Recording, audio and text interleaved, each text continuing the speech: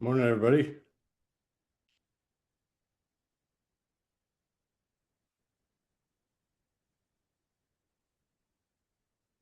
Guten Morgen. Morning. Thanksgiving. Happy Thanksgiving. Staying warm in my sweater. Yeah, I'm definitely feeling fatter this week than I was at the beginning of last week. Oh, I didn't do too bad. I proteined the heck out of it and then had fruit salad. Terrible. The best part is I didn't have to do anything. I just showed up and ate and watched everybody do stuff.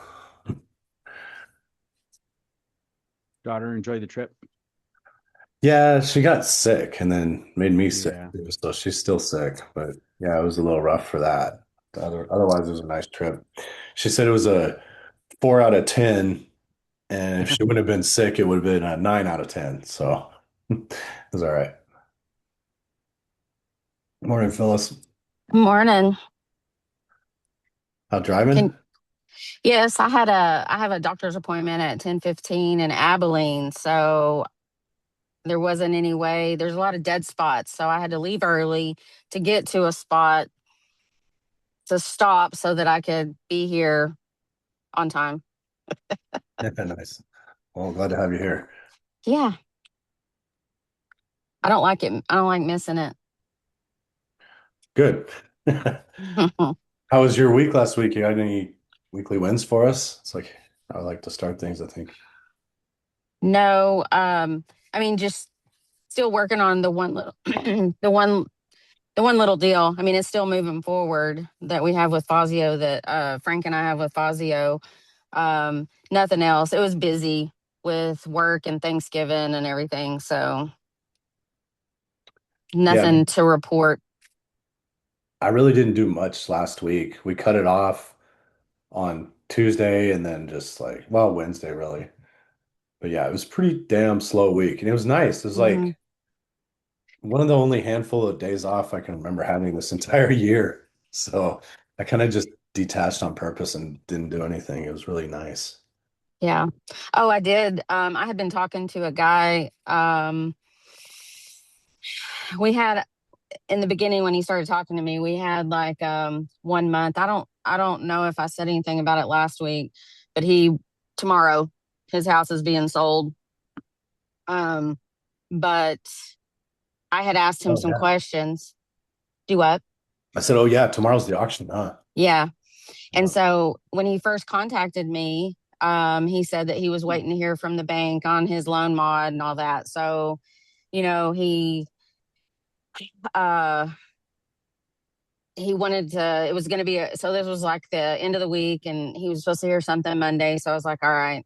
Well, he said that they turned him down. Okay. So it took me forever to get caught up with him to get paperwork, so I could talk to the bank and all that. And it just I kept telling him we're losing time. We were short on time at 30 days and now it's way worse.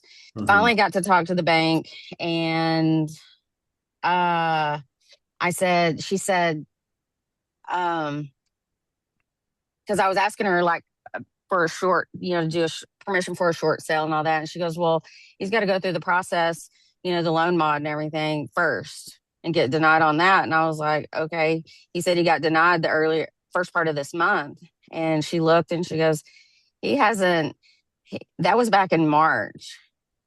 And I said, okay, perfect. So I went back to him and I said, they didn't have any paperwork for you for this month. And he said something about, well, yeah, they, told me that they weren't going to approve it because there wasn't enough time. So he didn't even put any paperwork in. He just, whoever he talked to said, and at that time it was still a whole month. But he didn't relay that to me exactly like that. And so I told him, I was like, look, sorry. I mean, I was going to do everything I could to try to save this, but I mean, you weren't like upfront with me. Yeah, you also So, try to save yourself, right? yeah. So, well, hopefully I So, got some good stuff that you'll like today. yeah. Um, Kyle, Josie, you got Any wins from last week or what's going on this week? Also, thanks for the coffee. Still drinking it. It's good. That's great. Um, yeah, I love I'm actually drinking um cinnamon toast swirl this morning. Cool. So yeah, it's pretty good. Um, only win from last week is that we closed on our 60 unit in New Braunfels. And Nice. so that's really good. And then we closed this week on the 173 bed in uh in Florida. So that Cool, will be man. really nice. Yeah, that's awesome. Congrats. So those are the only Acquisition wins. fees come in our direction. That's always nice. Yeah, can't wait to get paid again. So, well, cool. Yep. How about Jen, Selena, Rosalind? You guys got any wins or goals for the week?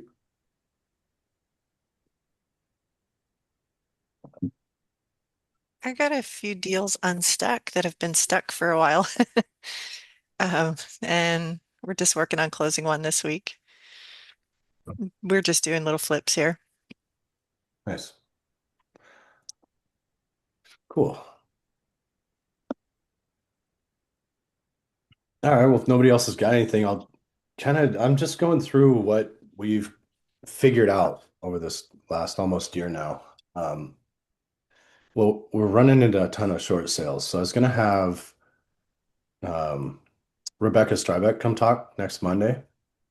So I won't say anything about short sales because I'll probably sound stupid later, but I know they need 37 days to start the application. And we haven't gotten paid on any short sales yet, but I really like working with Rebecca. She's an awesome closer. So if you guys want another contact to have, she's really good with that. Super knowledgeable. And I keep the way the short sale is supposed to work on our end is if we put in an offer, the way I understand it, you submit an offer to stop the foreclosure if you're working with somebody and you hand that person off to Rebecca, right? So the way it's going to work is if the short sale goes through, then we'll get paid a fee. It's because we can't take a commission. That's illegal, right? You can't take a realtor's commission. So it's more like a marketing fee that you're going to get paid off of whatever the realtor gets paid when the short sale goes through. On our end of it, from what I understand, you contract on it. You can put your 70% minus repairs or 70% of ARV minus repairs. I think oftentimes that's going to trigger a listing that the bank's going to say no. And so then they're going to force a listing onto the MLS. So either you pick up a good deal or it gets listed on the MLS. And at the end of the day, if it works, then we get paid a little bit. But you really need somebody to be able to send these contacts to, and we run into a bunch of them. The quickest way I've found to identify a short sale is go to Chase Home Value Estimator and put the address in. And if you see 2022 or later, like 99% of those are short sales. But with the whole short sale, we're also running into the loan modifications, forbearance, and deed in lieu. So I thought I'd just kind of go over what's become more clear to me with we start with loan modifications first. So that's actually a complete restructuring of the loan. There's different ways you can do it. You can get a lower interest payment. You can extend the terms. You can add missed payments to the end of the loan. That's called capitalizing arrears. Or it's very rare. You can also move part of the balance to the end. That's a principal forbearance. And in Texas, the problem we run into with loan modifications is the timeline. So we have a 20-day notice of cure after the notice of default, right? Or 20-day cure after the notice of default. And then you add that to a 21-day notice of sale. So if it lined up perfectly, that's only 41 days, right? But it's more like 41 to 60 days or something roughly. And that presents a big challenge for loan modifications. Um, the reason loan modifications get denied, there's like four main reasons. One of them is 50% of denials are because of incomplete paperwork. So I think that kind of plays into what you were saying, Phyllis. And then the number two is the lender runs an NPV, net present value test, and they figure out, is it cheaper to foreclose on this person or to do a loan mod? And usually it's going to be foreclosure because if the loan balance or if the house is worth more than the loan balance, the lender is going to get paid more to foreclose on it. So there's a good chance they'll foreclose. Another one is insufficient income. So the person has to provide a real hardship and enough income to afford the new payment when the loan mod's over with or when the loan mod's complete. And then the other thing is the timeline. The the loan modification review takes about 30 to 60 days. So that right there, you can see the problem, right? The borrower must submit a complete loss mitigation package, and they must apply after the first missed payment, really, in order for this to work. So the success rate in the state of Texas, from what I found, on non-Fed loans like VHA, FHA, is about 15%. So you can almost forget it. FHA and VA loans, they're more like 40%. And that's what I know about the loan mods. Um, As far as forbearance goes, forbearance is just a temporary pause or reduction in payments, and it's for a short-term loss or hardship, right? So if somebody has a job loss or an emergency, a divorce, or something like that, then they can consider forbearance. And the lender chooses to do this. It's completely voluntary. It does protect the person's credit during the forbearance period, not for the missed payments beforehand. And they must have a temporary hardship. They got to show this and a plan to get back on track. So, how do you apply for forbearance? We just call and explain what's going on, and then you do everything the bank says. There's different types of forbearance. There's a full pause, which like means payments are zero, and then there's reduced payments, and then there's interest only payments. And when the forbearance period ends, this is kind of like the most important thing for the homeowner. What they can expect is a full reinstatement, and most people can't do this. So that's another reason why they fail too, is if somebody's expecting, oh, I'm just going to resume my payments, and all of a sudden they have a $40,000 bill, they don't realize that's coming, and then they default again. Another one is a repayment plan. That's pretty self-explanatory. A third one is deferral or a partial payment, and this is usually the best option. It's where they take the missed payments and they move them to the end of the loan, or they can also do a no interest period too. Um, and then when it's all over, the lender's likely to do a loan modification too, which a lot of people don't realize, I think. So then it permanently restructures the loan and they don't have any say in that. This does not erase debt. We ran into a lady in Houston that thought she was just like the forbearance just meant she isn't responsible for those payments anymore. She was going back into default. So it also does not prevent the foreclosure when the forbearance period is over. People don't realize that, I think, and then they run back into the foreclosure. So 40% of loan or forbearances in Texas end in default. And why is this? It's because people think it's forgiveness when it's not, and they have no exit strategy. And then they also have miscommunications with the bank, like they think they can just go back to a repayment plan when in fact it's a full reinstatement due. And then the other thing that we offer, I've been talking to a few people where they're just pretty much screwed. So if the short sale, nothing else will work, you just offer a deed in lieu. And, we're not getting paid on this, but at least you're trying to help somebody avoid a foreclosure. It's still a bad credit hit, the deed in lieu. It's like 100 to 150 points instead of like the 200 for a foreclosure. This is where the homeowner just signs a warranty deed and gives the property back, and the lender cancels the debt. The um, the deed in lieu will be reported as a settlement. It can be reported as a settlement, and it has like a 2 to 4 year recovery period rather than like 7+ years for foreclosure. When we use this is when they've been denied for a loan modification or a short sale's been denied, and there's really nothing left to do except for go to foreclosure. It does not wipe out junior liens. That's a huge issue. So because of this, the bank can void the deed in lieu within 4 years and go back and foreclose on somebody. Um, let me see. There's four steps to this. Step number one is you call and negotiate the bank with the bank. They got to make sure there's no junior liens. It's got clean title and there's a proof of hardship and they have to agree to it. So, and then the second is the deed plus agreement. So you sign over the homeowner signs the warranty deed, and they have to come up with a vacate timeline and a deficiency release and the forgiveness agreement. And then the lender records it. And then step number four is debt forgiveness. This is for qualified principal on residential debt is excluded from taxable income too, by the way. So we hear about like a deficiency judgment with the 1099-C.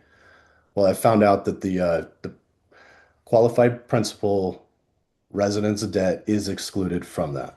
So that right there, in a nutshell, is what we've learned about those four things or three things. And then, like I said, I let Rebecca talk to everybody about the short sales, so I don't sound like an idiot. But hope that helps you guys out. And feel free to add to what I said, or maybe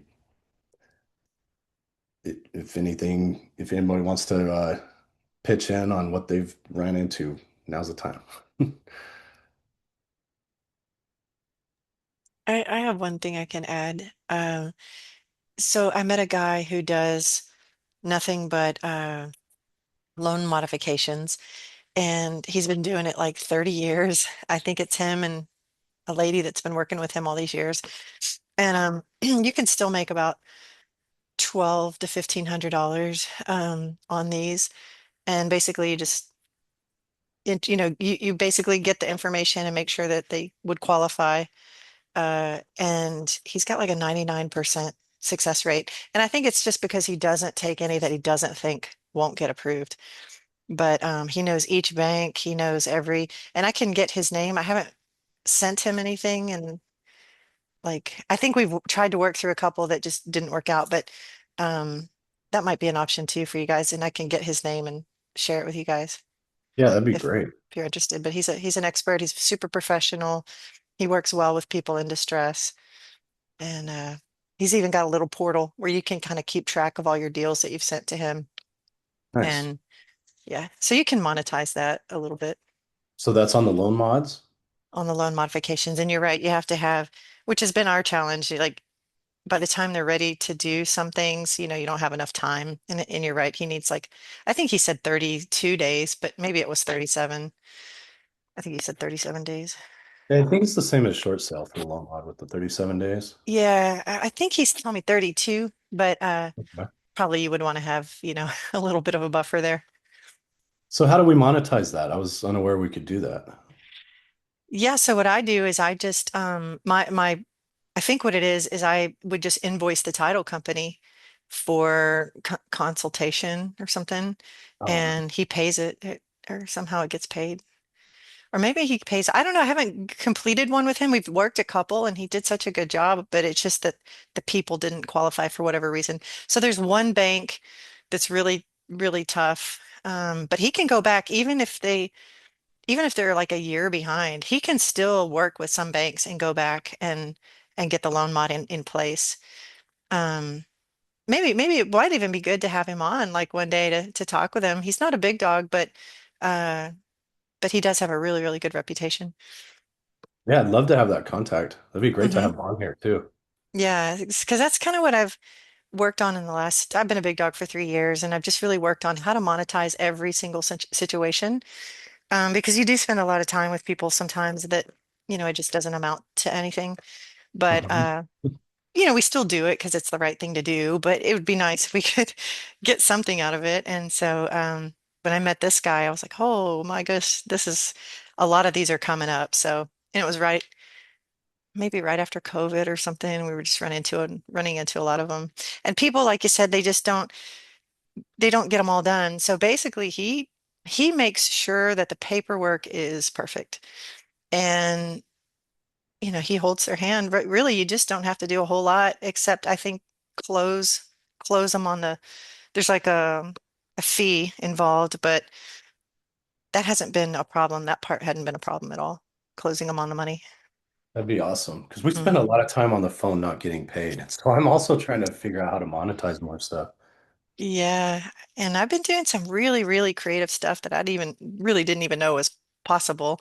But I've just met a few people in the group that, I mean, literally everything. We can do everything. And I've tried to align myself with the people that are very focused on staying well within the law. And so I've learned a lot and I've done some really creative things that I really just didn't even think were possible. And even as far as helping people stay in their homes if that's what they want to do. And I offer them, like, I feel confident now that I can say, well, what do you want to do? Do you want to stay in your house? Do you want to buy some time until you can work some things out? Or do you simply want to sell it and just turn the page, get your debts paid and move on? And I get just by taking that pressure off of people, like, do you want to sell your house? Can I buy your house? Can I buy your house? Mhm. Like, it's just really helped all my conversations with people. They're like, oh, and a lot of times the I want to stay in my house turns into I just need to buy some time because they know they can't stay. But, they're not ready to they're not ready to move on to the sale process yet. They need to get some things worked out, figure out what to do with mom or where are we going to go, just all that kind of stuff that you guys run into too. Nice. That's awesome, Selena. Thanks for your input. And did you have anything to add, or did I say anything that's inaccurate that you know of? Uh, no, I haven't been working too much with the loan mods and the forbearances and all that stuff, but I think what you're saying is pretty much what I've learned as well. It's Okay.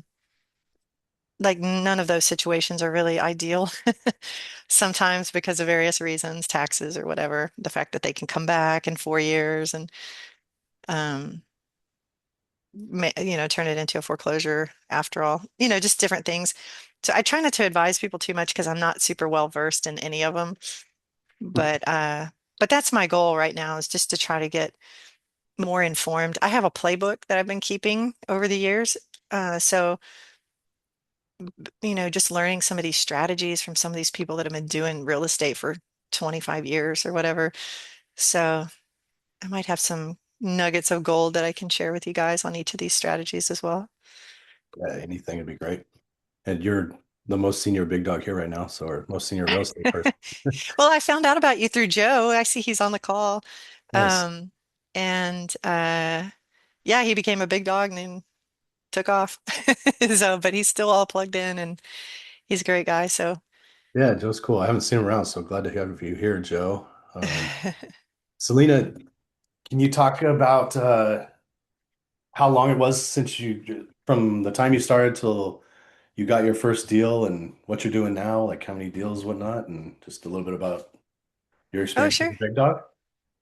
Yeah, sure. I didn't want to, so I'm part of this church that's getting really big and they decided to break off and do these like separate groups, right? So that we can kind of plug in, get to know each other around like-minded things. And so I joined this group at our church.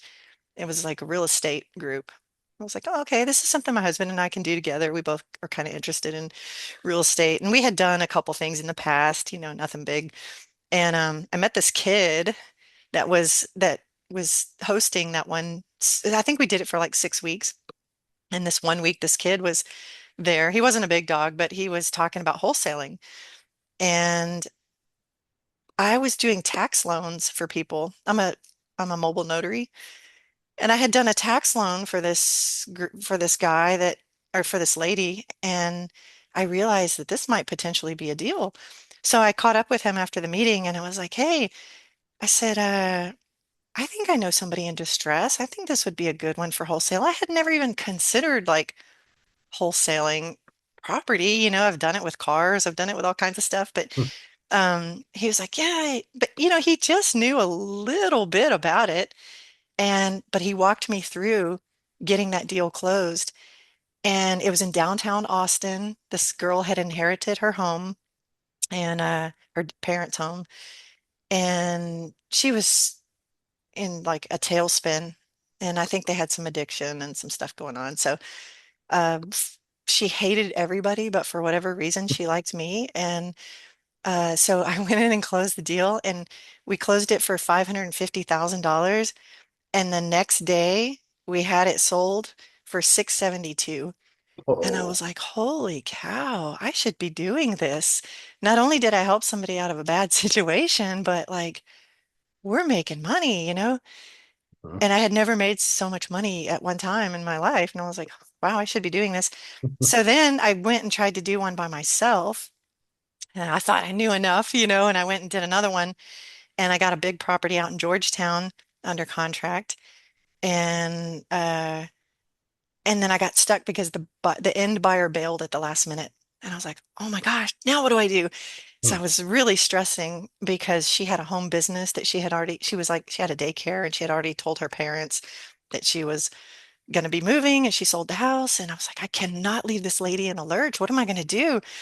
And so my friend was like, well, there's this thing. It's called Texas RIAs or something. I don't know. They have these meetings. Maybe you can go to one of those meetings and meet somebody that can help you. And I was like, no, they're just going to be trying to sell me something. I don't have time for all that.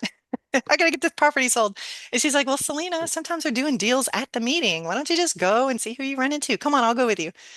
So I said, all right. So I went to the meeting. My husband came along and I was like, you know, what am I going to do? So I did. I was trying to get to Phil in Chenoa, but I got intercepted and by Olivia but she ended up helping me get it sold. And the rest is history. Like we went to the meetup like over the weekend, you know, whatever it is, the pitch, I guess is what I call it. yeah, And the my husband was three-day like, event. "Yeah, we need to do this." And I was like, "We don't have money for that. We're not doing that." Like I did not want to do it. And he insisted. So we joined and really I tried to boil the ocean at the beginning, you know, because there's so many ways to make money in real estate. And I'm more of a doer than I am like a studier. So I think I got like through a couple of chapters in the training and then I just started making money. So now I'm going back and I'm trying to like refine all these areas. But so far I've done fix and flip, I've done wholesale, a few fix and flips, learned a lot of things on those, made a few mistakes, of course, like everybody. And my big takeaway is just leverage, leverage, leverage, and partner. Just partner with people. And uh, I wasn't leveraging at first. You know, like I needed the foreclosure list. I was like, I don't have the money for the foreclosure list. And then I leveraged, and now I found 10 people that need the foreclosure list, and I just went in with them, and I only paid a fraction of what that list cost. And you know, once I learned how to leverage and to just lean on people with a little more experience, I started learning like so much so fast. And now I think I realized in March that I'm going to make it. You know, you get to that point in business, you're like, oh my gosh, do I need to go get a job or am I going to make it? And so that's where I'm at now. I realized I'm going to make it. And I've got a couple holds that we're working and I still don't have a ton of money to work with yet, but I feel like that's coming. You know, I've got a lot of things in place that are going to pay out. So Yeah, I keep was that too much often. information? I'm sorry. No, that was fantastic. I often think about the book Outliers, and then I heard Alex Hormozy say too, he's never seen anybody that's not fully in the game get truly exceptional in under 5 years. If you look at a full-time job, that's 2,000 hours per year. In 5 years, that's 10,000 hours. And that's what Malcolm Gladwell says it takes to become an expert is 10,000 hours. So it's like, this is a long-term commitment, you know, and you're saying, oh, okay, I'm gonna make it now after this spring. That sounds like 2.5 years into it, you know, so it's like you got to keep pushing through this initial period. Yeah, yeah, yeah. I have really tried to align myself with the people with the highest integrity in this group. And I haven't met a ton of people, but the people that I do have in my circle, I know that, you know, they're people of good character. And I think that was really the key for me is just quickly aligning with people that have been doing this for a while, that have already made it, and that are operating with integrity, so that I can feel good about what I'm doing. I mean, I could have made money, a lot of money sooner had I been willing to do some things that I'm not willing to do. I just don't ever put profits before people. So. it might take me a little bit longer to, make the millions, but that's okay. I think that grows more momentum and it'll come back to you, right? Better I ways. I think that is true because my phone is already ringing. People are sending me referrals. There's this one town I'm trying so hard to get out of it, Maverick County, but I just keep getting all these referrals, because I've helped a lot of people there. And so I really think that's the key. Just, try to operate with good uh, principles of good character and also just try to manage people's expectations really, really well. Oh yeah. So we don't promise them too much and then can't deliver. Would you be willing to put in your contact info if you want maybe some more Sure. partners and stuff? We could have Sure, another I'm person really, to really good contact. at finding them and getting them under contract and all that. And then that's when I need to partner up, for the credit or the money. I think I have the credit now. Um, but yeah, I'm really good at the first 25% of the process, I would say. Okay. I've So you're, gotten you're a really, closer. really good at that. So if I can share scripts or anything like that with anybody, happy to do it. We could call you a closer though, right? Definitely. Oh yeah, and I can speak Spanish too, so that's helpful. I mean, Oh, I make a ton of mistakes, but I can get through a conversation and then I know who to pull in if I can't go too deep. nice. Okay, cool. Do you know Selena Gomez? I know of her. She's also a cool closer, speaks Spanish, but Oh, in the group? Okay. she's not in this group. She's a big dog, but Oh, okay. Okay. yeah, she's been really great. And you're in Austin, right? ATX? Yeah. I'm in Austin. That's right. And I can cover all of Central Texas. And if you need a mobile notary, I can help you with that. If you need somebody to just like boots on the ground, I can do that. And then I'll plug in my little website here too. It's a work in progress. Don't judge. Um, Right. If you and need I'll help with that, also let us jump it know. into commercial a little bit. Yeah, if you Awesome. need help with that website, let us know. Oh, thank you. Yeah, yeah. I Yeah, probably do. It needs, we do that for I just people. did it myself, but I am not a website developer. So, On those things, tech Yeah, stuff. yeah, I'm 49 years in the IT space and just getting started in the real estate stuff. So oh, great. So we need your brain, you need our brain. Perfect. Yeah, yes. And I've really tried to attend as many things as I can with Alan Seshker's office, and I've tried to attend as many meetings as I can with certain masterminds that like the original big dog and then like the third big dog. So I've gotten tons of things in this little playbook that I'll share as it comes up in this mastermind here. Nice. Glad to be a part of it. Thank you. Appreciate you being here. And Joe, thanks for bringing her. Haven't heard from you in a while. How's Delaware? Yeah, Joe's I in bed still. started a new job. I'm working night shift, so I had to focus on that, get my sleep schedule turned back around, and getting ready to jump back into it. Cool, man. Well, we're still Delaware's good. to It's go. very cold here. Yeah, I bet. I was just up in Colorado. It was a little chilly. Yeah, we had 32 degrees last night. Yeah, it was like in the 20s where I was at. And snowy. I So don't I even don't think they closed the bathroom window until what, 2:20, I don't know, two below.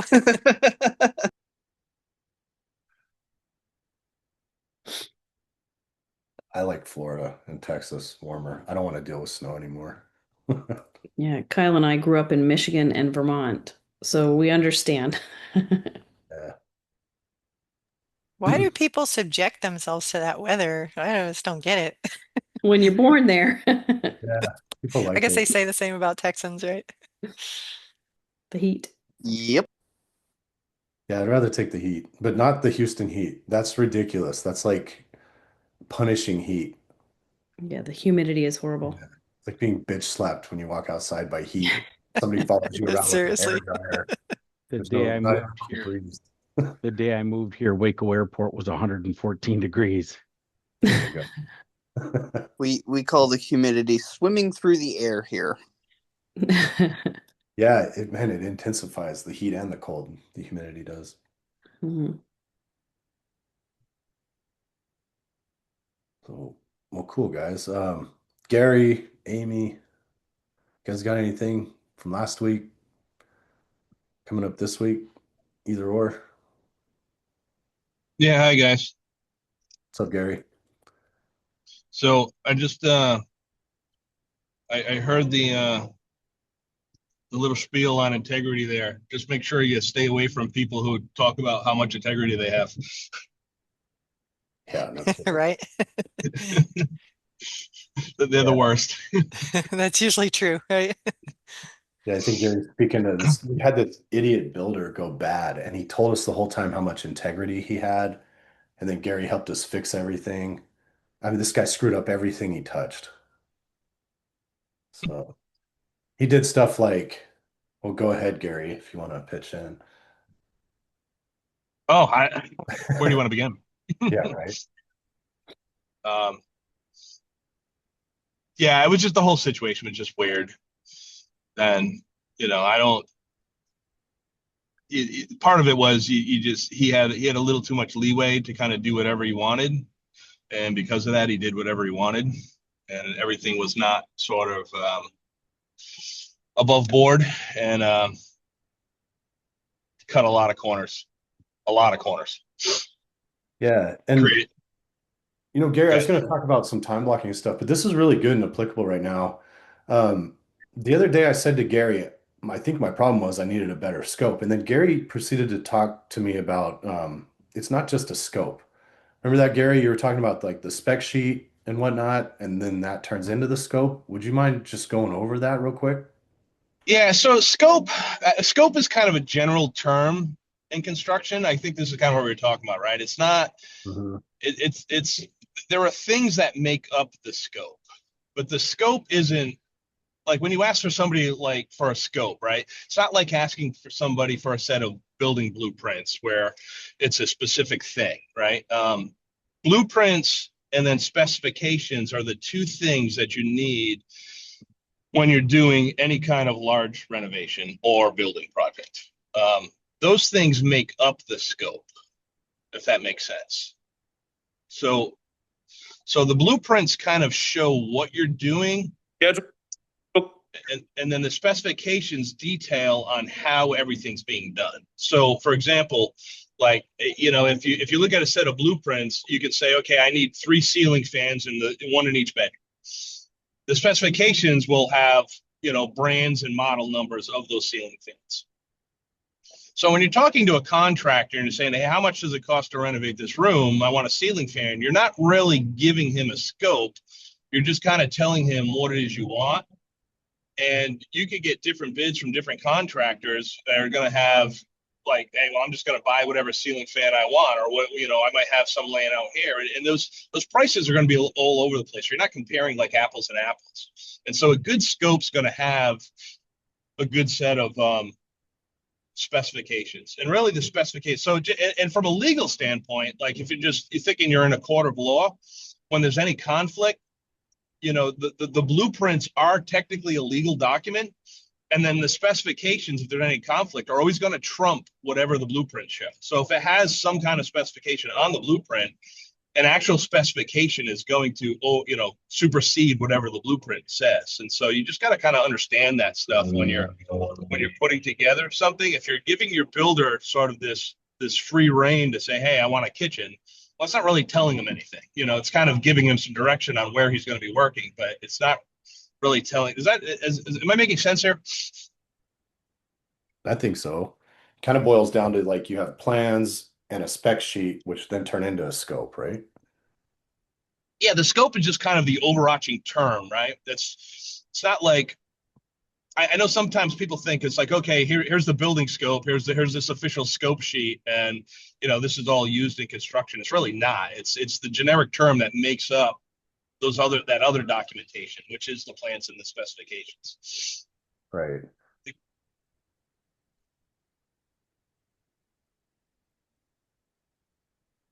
think you're cutting out. Can you hear me? Now I can. Okay. Yeah. So anyway, I don't know if that's kind of helpful. Just kind of wrap your mind around any kind of like construction project or something. When you're doing something, it's really important to have good specifications. You don't always need a set of blueprints if you're not doing any kind of remodel. Like you can tell somebody, hey, paint this room white, right? You don't need a set of blueprints to show somebody how to paint a room or replace a carpet, right? You need blueprints when you have kitchen layouts, bathroom layouts. If you're doing any kind of walls, moving that kind of stuff, you'll have some blueprints. So you don't always need blueprints, but specifications are really, really important when you're doing anything. A specification is going to be detailed, right? You could say, hey, replace this door, but again, you're not really telling anybody. It's like okay, I need this door replaced. It needs to be a 2.8, 6.8 left hand door with black hinges with a black knob, this brand knob, this 5-panel door, whatever, right? There's a ton of detail that goes behind what a door is. Yeah, So it's you also need to like kind of specify all that detail. So when you're actually asking, if you're getting multiple pricing from different builders, they're actually all bidding on the same exact thing. right. And then you mentioned too, like I think a mistake we made was we were in a hurry to get the work started right away. And if you take the time to do everything correctly at the beginning, it saves you time later. Yeah. So I mean, I just had a project that we jumped into, and it ended up taking 9 months. Well, I mean, we probably could have gotten the project done in about 45 days had we taken good 30 to 60 days to just go through and kind of like design everything, get everything kind of designed, specified. They were in a rush to get started, because people's minds kind of go towards, well, if we get started, we'll get finished faster, and that's not always the case. If I've got a full set of plans and specifications, I can do a lot of stuff really, really fast. You know, so I think taking the time to kind of lay the project out and delaying the start is always better. It makes the project go faster and smoother and easier with less headaches. Yeah, with our hindsight being what it is, this would have saved us a lot of headache if we would have done it, taken our time at the beginning on our last flip. And here's the thing too with that, and think in terms of the trades, right? If I take the time to lay all this out, and I can give, just say my electrician, my plumber, whoever, right? Here's 100% of the work. Here's 100% of what we're doing. Come in, get it done, get out of there. They're going to get in there and out of there much quicker.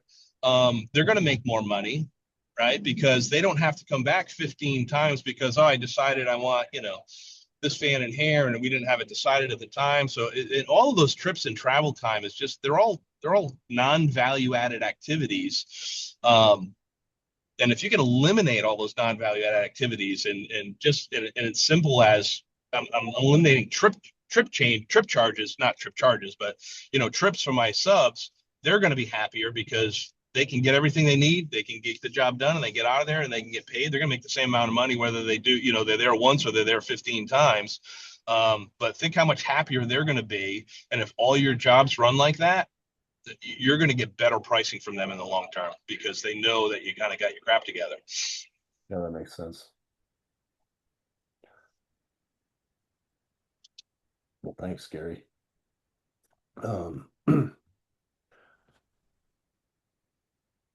Rick Farr. Oh, awesome. Thanks, Selena. That's the guy that does the loan mods.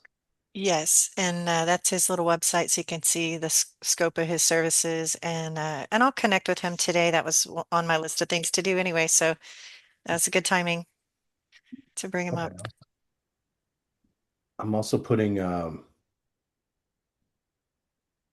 this toolkit. I just put a link in for it. It's got a bunch of short videos on like time blocking and scaling smarter. This came from the book Scale. They run Maui Mastermind now, and I found this from Brandon Turner's recommendation. The book Scale has done wonderful stuff for us over the last year and a half or so. Good to see you too, Amy. I was hoping you'd jump in there, but have a good week.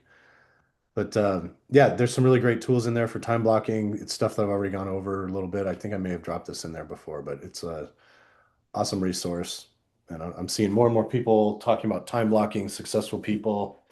I also got this awesome book. I think I shared it with you guys, but from a couple weekends ago, really successful guy. Kyle, Greg gave me this, and it's his entire time blocking year, basically broken down with cool quotes in it. And then in the email last night too, I said, I recently saw Kevin O'Leary on some social media post. I really like to see what that guy says. And he's like, every entrepreneur only has three things they need to do per day. And that was going back to where I said, I write my three most important things, then draw a line on underneath it. So like the whole task list that gets long and drawn out that never gets done, that gets, I'll find a task list from 3 years ago that's not done. And if I get those three items at the top and only focus on those no matter what, then I've been making a lot more progress that way.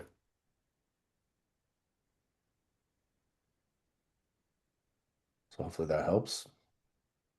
That's also a really good breakdown too with it goes into your quarterly action plan, your one sheet quarterly action plan that we were talking about earlier. So maybe I already gave that to you guys, but enjoy.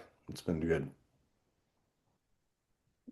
So Amy said, hope to see some of y'all this weekend. Is she referring to the Christmas party, the Christmas event, holiday Um, event or something with big dogs? I'm- Probably. There's one in Dallas this weekend. there's a couple in Dallas, the 5th and the 6th. I want to say Yes. maybe on the 7th as well. And then Austin. So they're like touring around doing Christmas parties and stuff right now, I've noticed. Yeah, I'm wondering when the Austin one is. I haven't seen a date or details. I just saw the crew posted on Facebook, but That's what I've been watching too. I have to get on the website, I guess. Austin is today. Oh, It's tonight because I was going to try to go and I can't because I work tomorrow. And then Dallas is Saturday and Sunday. yeah. That's interesting. Hmm. I'd like to go to some. I'm gonna do one more link for you guys. Jeff Hoffman was like co-author for that book Scale.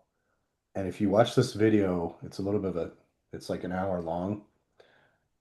He was the keynote speaker at the Richard Wilson's Family Office Club, which if you haven't ran into Richard C. Wilson, he provides a huge amount of value for whatever you get with him. And he runs Family Office Club. So lots of people with money. But Jeff Hoffman was one of his keynote speakers, and it's one of the best speeches I've ever seen. Very moving, and it tells how he does business and just motivates his team and who he is. He's a pretty awesome dude. So I'm sure you guys would love to watch that video if you have the time or would get something out of it.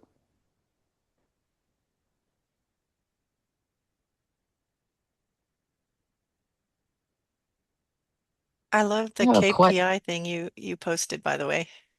The what? The KPI tracker.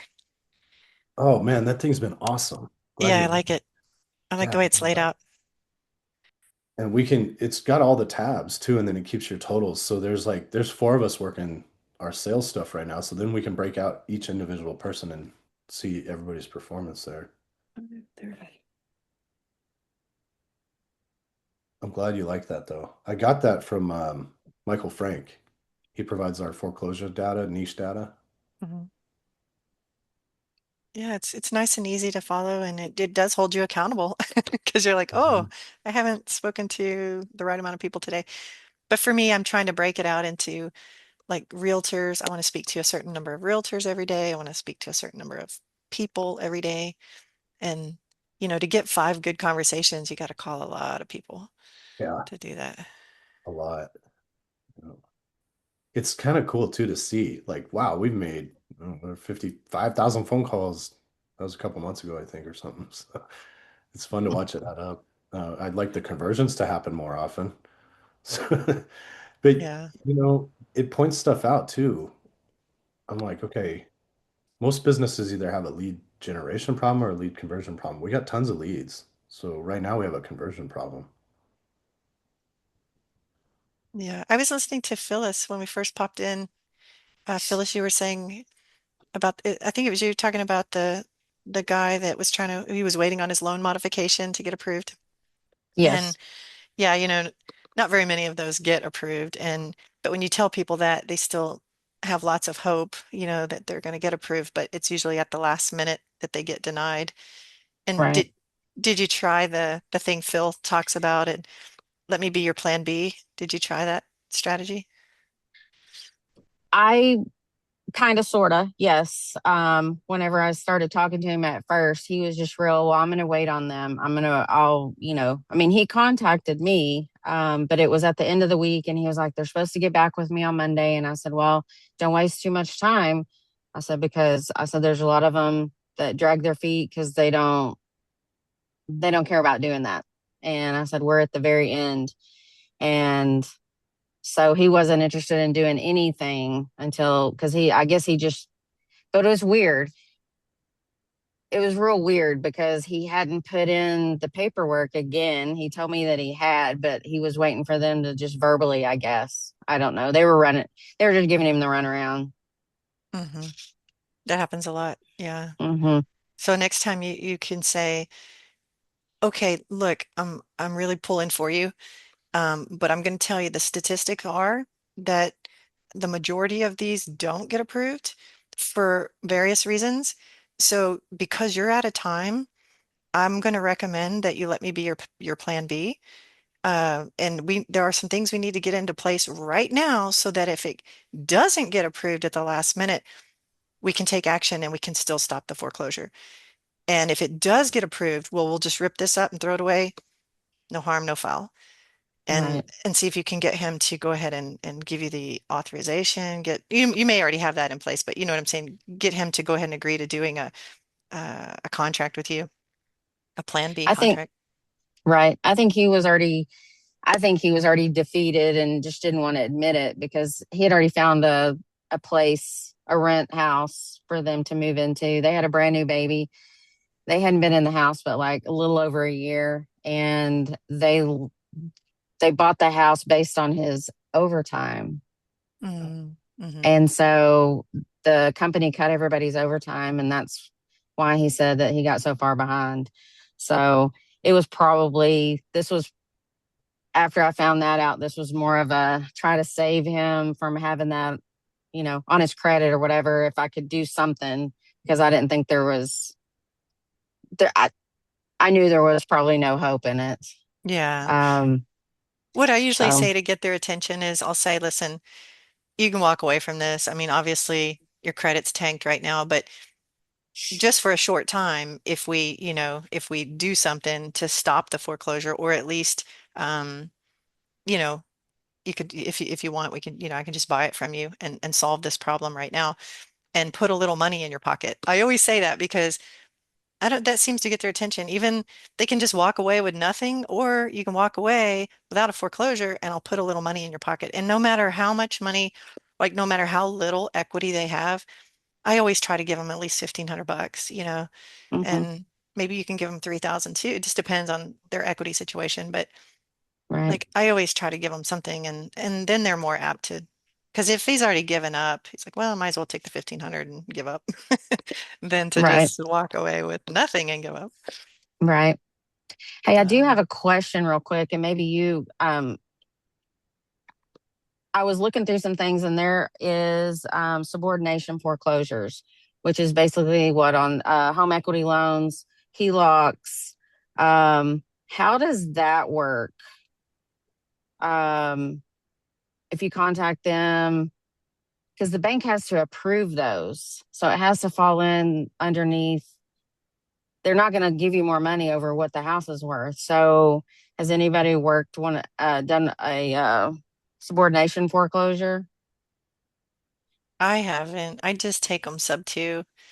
And I've done some that really, there's really no meat on the bone right now, but I see that it's in an appreciating area, maybe, or it's a brand new house. And so for me, I haven't done that. I always just take them sub two if I can. All right, I didn't know if there was a different. Um, I don't see how it could be different, really, because it's still money owned, and it's a second. Well, I wrote down it could be a second mortgage, a HELOC, or a home equity loan. But it's all got to be still basically like a regular foreclosure. It's all got to be satisfied. Mm-hmm. And I think that's a lot of times what people miss, or it was one of the mistakes that I made early on, is they had a down payment assistance loan and it was like $7,000. So I'm thinking I'm in this house for this amount, and then I find out, oh my gosh, I'm in it another 7,000 because they had a loan that doesn't get, I guess if they stay in the house the certain amount of time, then that gets deleted or erased, that's money they're given. But if they sell the house sooner than that, they don't, um, yeah, then they have to pay that. And because I bought the house subject to the existing loan before that time period was up where it would just be free. Well, because they sold it, I guess. So they had to pay that back. So that's my bill now. Right. Yeah. So I guess that's good that you're looking at those things. Good stuff. Yeah. Phyllis, for that backup offer, you know where the training is for that? The B plan or whatever backup plan Yes. under Shanoa's. You know what I'm talking about? It's an Shanoa's tribal it's the slide. tribal knowledge. Mm-hmm. Yeah, in the Dropbox, and then she's got the whole close in there. The B plan. Right.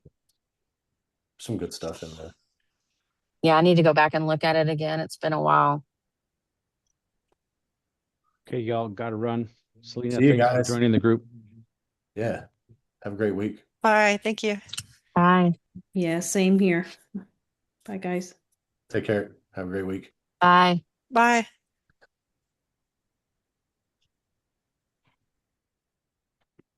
All right. Well, I think we're at a stopping point. 4 minutes early here. So unless anybody else, anything else, let's have a great week and really appreciate everybody being here. I'm trying to get a good showing for next week as well. So tell your friends about us. Will do. Thank you. Thank you for hosting this. Yeah, thanks for being here. Appreciate it. Thanks, Joe. Thanks for inviting her, Selena too. Absolutely. I'm gonna have my new guy on here next week. Cool. All right. Excellent. We'll talk to you guys then. All right. Thanks, guys. Have a Yeah. great week. Bye. Talk to you soon. Chad, are you in town? Are you out of town? Coming in